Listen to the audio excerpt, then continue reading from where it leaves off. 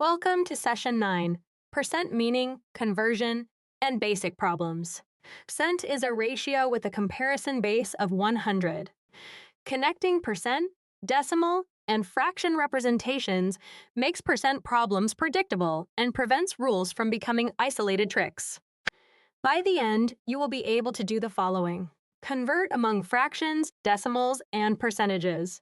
Find a percent of a quantity. Find what percent one quantity is of another. 3 ideas organize the lesson. First, percent means a rate per 100. Fractions, decimals, and percents can name the same quantity. Percent problems connect part, rate, and whole. Worked example 1. Convert 0.375. Multiplying by 100 gives 37.5%.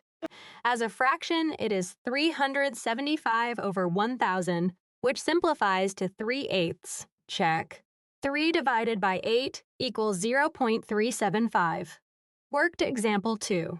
Find 35% of 240. Convert 35% to 0.35, then multiply by 240.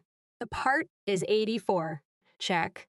10% is 24, so 30% plus 5% gives 72 plus 12, or 84. Worked example 3. 54 is 45% of what whole? Translate the statement as 54 equals 0.45 times W. Divide by 0.45 to get a whole of 120. Check. 45% of 120 is 54. Watch for this common error, using the percent value as a whole number during multiplication. Correction.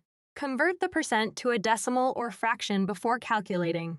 Use this routine. Name the target in units, choose a relationship, calculate with clear steps, then estimate and verify.